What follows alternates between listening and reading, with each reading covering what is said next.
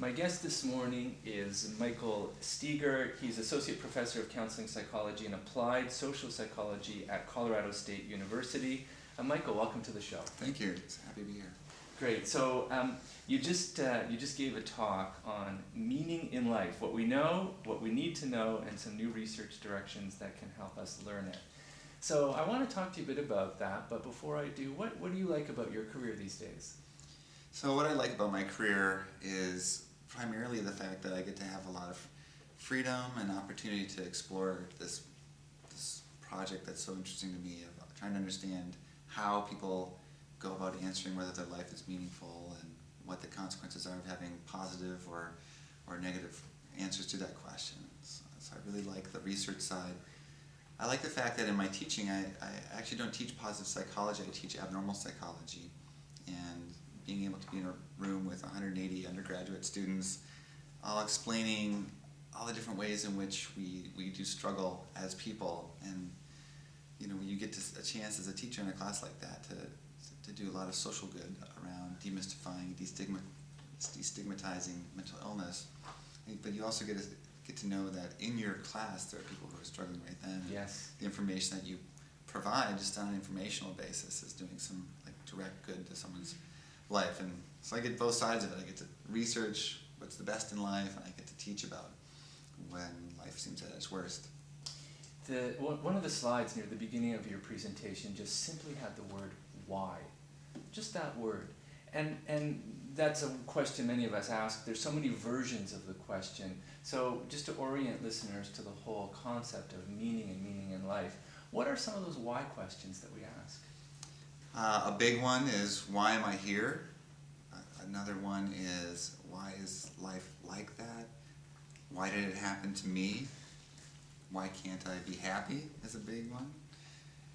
And in general, just the question why. You'll hear people sort of talk like that after something happens. It's like, why? And they're not pointing at any particular person or source of information that would help them, but just that this whole thing sometimes can be so difficult and overwhelming, and why does it have to be like that? Why do I react like I do?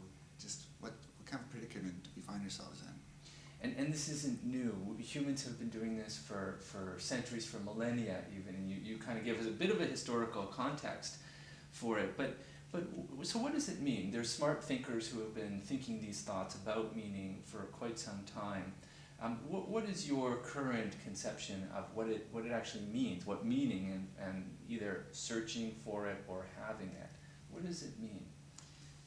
The basic stuff we're trying to accomplish when we're looking for meaning in life, and the stuff that we experience when we have it, is that we've developed an understanding of the world around us. Our giant computers in our head have put together the information enough that we have just at a very, very deep level knowledge about who we are, knowledge about the world around us as it's relevant, and that information lets us know how we can work our way through the world, how we can effectively transact our business, how we can interact with each other, what we're able to accomplish in our lives, and what we have to forego attempting to accomplish. It's this idea that we make sense of life, that what's going on, just as it sounds, makes sense. That creates a sense of significance. The other side of meaning is having a purpose and doing something. People crave the idea that what they do with their time here on earth matters and adds up to something important. And so having a meaningful life means that we've made sense of the world, kind of found our place, and are pursuing something big enough to be worthy of this life we've been given. Worthy, that was the word. Purpose was doing something worthy. So we have this idea of meaning being part purpose and part significance. And then you spoke about the difference between seeking meaning versus having meaning. Mm-hmm. And I was quite surprised, I'm sure listeners would be surprised by some of the findings you shared. It's odd, but somehow or other seeking meaning sometimes means that we'll have less of it. Now that is confusing and counterintuitive. What's up with that? I think there's a cultural notion there, for the most part, that there's a period in time, particularly in Western life, where you're allowed to sort of not have your act together. But then you got to get your act together, move on, be productive, whether it's finding a partner, going into business. You just have to kind of let a lot of that wandering exploration go. What we see is that searching for meaning in life, it looks pretty normal for adolescents, that they're still putting the pieces together.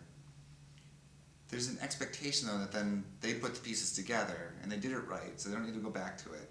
And it was alarming to me and surprising to me that when I asked people about this, like, are you searching for meaning in life, and tried to measure these things separately, seeking and experiencing, that the most common response I would get is, well, why would I look for something I already have? As if meaning was something that's just a checkbox that we just check off. Okay, got my meaning, great, taken care of, no further nurturing necessary. Be like, I got married, I don't have to talk to my spouse anymore. So it's we lack the tools and the maturity as a culture sometimes, I think, to be okay with the fact that meaning might ebb and flow, that of course life changes all the time, so the questions we ask about life need to change as well. Yeah, and so there was a real developmental component. The search for meaning seems to taper off, and the presence of it seems to increase. That's a bit of a controversy in the field right now. It really depends on how you measure meaning in life, whether meaning appears to increase with age or whether it appears to decrease with age. The way that I typically measure it is very subjective. It's just, does your life have meaning? Does your life have purpose? Do you understand all this stuff?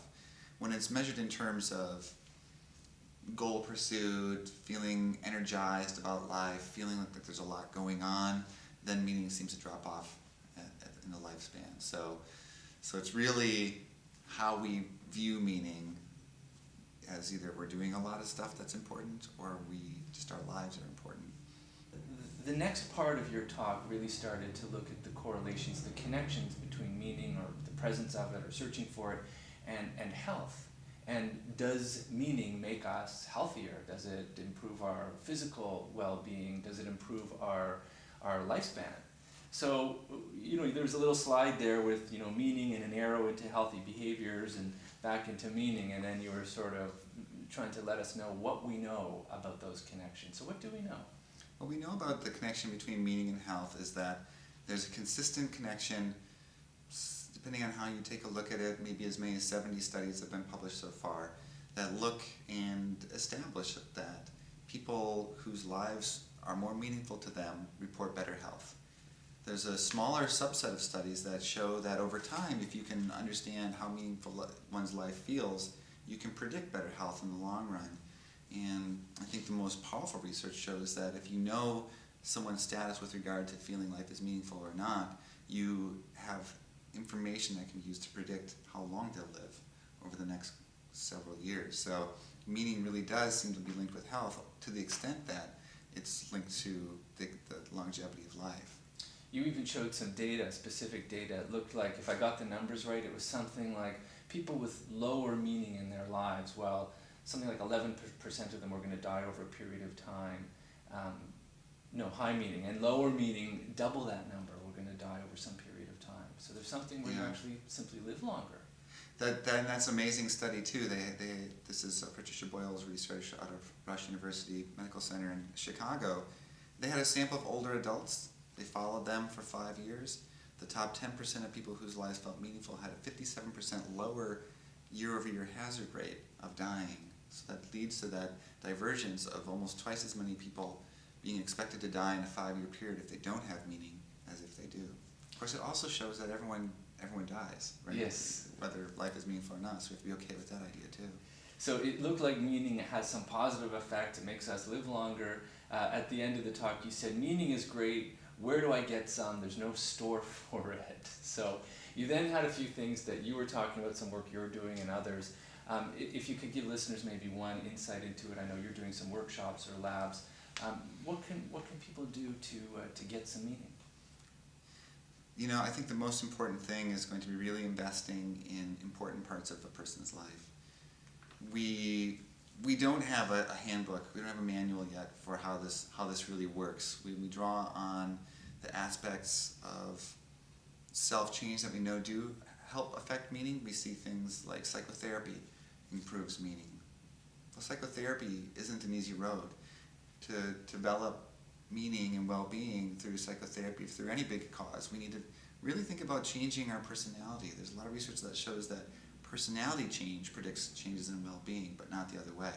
So if we're expecting people to become happier, if we're expecting them to become better in relationships, find more meaning in life, but not expecting them to change as a person, the way that they think and behave and interact with the world, we're promising something that's not going to occur. So it needs to be deep, it needs to be authentic, and I think the best way to get traction on a very vague issue like meaning is to just start with the basics. Start with your work. Make your work as meaningful as possible. Start with relationships. Invest in those, nurture those, be the best you can be in those. Find leisure activities, find opportunities to give and contribute. And as those pieces build up into meaningful contributions, meaningful moments in your day, that's my best guess about what will then lead to the big life, the universe, and everything kind of meaning. Is there any workshops, research, if listeners are interested, they want to find something around this, whether it's your work or some other interventions? Any suggestions? As a researcher, I'm pretty cautious about putting intervention-style information out there. I did publish one pilot study where we had college students. Just simply, we gave them a digital camera and we said, go out and take pictures of things that make your life feel meaningful. Come back, we'll print them off, and you'll describe them to us. So we thought this was an interesting qualitative way to get information about where does meaning come from for people. The normal way is just write about where meaning life comes from, or check off as nature, money, all these sorts of checklists and fill in the blanks. And we thought, well, what if we got the words out of it? So we took a look at all these pictures, and there's everything under the sun: lumberjack contests, cars, school books, shoes, people, obviously. But what we noticed also was that their sense of meaning, just how much meaning they said they experienced in their lives, from before taking those pictures to afterwards, increased. So the idea there is that people are forced or encouraged through this exercise to say, yeah, so my life is full of, I can revisit that, these are the things that matter to me, I should be able to invest in that. So we think that that's a relatively harmless way to at least try, and we're continuing to test it more rigorously as a part of the bigger workshop. Great, thanks for telling us about that. Final question, Michael, back to the personal. You've been looking at this question of meaning for quite some time in your professional life.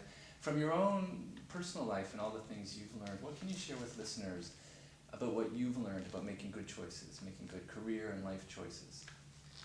Well, what I've learned about making good career and life choices is, I think, a combination of two things. And I'm not sure exactly how much they pertain to meaning.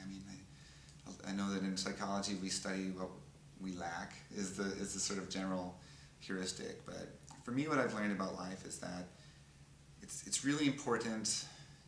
The greatest opportunities, I think, come from vulnerability and acknowledgement that self-improvement is more than possible, that it's really necessary. When I think about what I so value about my life now, in each case it took a lot of risk and vulnerability and really recrafting who I am so I was a better person in order to really be, I guess, worthy of the next opportunities and steps that opened up. And it's not a very comfortable thing to sit and realize, oh, I'm not that great. I could really use some house cleaning. Some humility around it. I think at least vulnerability, yes. Right? Because it's a scary thing to do. Great. Michael Steger, thank you so much for joining us here on Career Buzz. Thank you so much.